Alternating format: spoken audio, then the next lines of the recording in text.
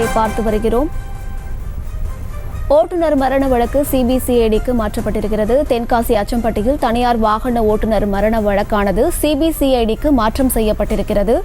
மேலும் விவரங்களை கொடுப்பதற்காக செய்தியாளர் கிருஷ்ணகுமார் இணைப்பில் இருக்கிறார். பேசலாம். கிருஷ்ணகுமார், முழு விவரங்கள். வணக்கம் அம்ருத். அதாவது கடந்த 8ஆம் தேதி சிவராத்திரி அன்று மாலையில சங்கரன் கோவில் அருகே உள்ள அச்சம்பட்டி கிராமத்துல இருந்து பக்தர்களை ஏற்றிட்டு சங்கரன் கோவிலுக்கு சாமி தரிசனம் செய்வதற்காக வடக்கு புதுரையை சேர்ந்த முருகன் என்பவர் ஒரு வேனை ஓட்டிட்டு வர்றாரு. ஓட்டிட்டு வரும்போது சங்கரன் கோவில் நகர்ப்பகுதியில வரும்போது ஒரு ஆட்டோ மீது இந்த வேன் மோதியதாக கூறப்படுகிறது. இந்நிலையில அந்த பகுதியில சிவராத்திரிங்கனால நல்ல போக்குவரத்து நெருக்கடியான ஒரு சூழ்நிலை. வாகனம் மோதினவுடனே போக்குவரத்து கடும் நெருக்கடிக்குள்ளாகுது.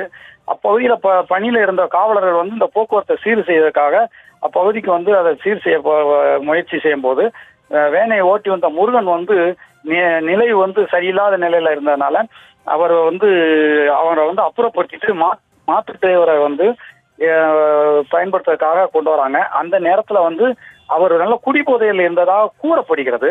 இந்நிலையில காவலர்கள் அவரை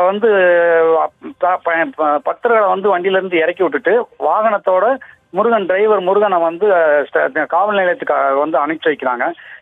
காவல் நிலையத்துக்கு போன முருகன் மரணம் அடைந்ததாக முருகனுடைய உறவினர்கள் எல்லாரும் குற்றம் சாட்டுறாங்க. காவல்துறை அடித்துதான் முருகனை கொண்டு விட்டார்கள் என குற்றம் சாட்டப்பட்டு கடந்த 8ஆம் தேதியிலிருந்து போராட்டம் நடைபெற்று வரக்கூடிய நிலையில தற்போது இந்த வழக்கானது சிபிசிஐடிக்கு மாற்றப்பட்டுள்ளது.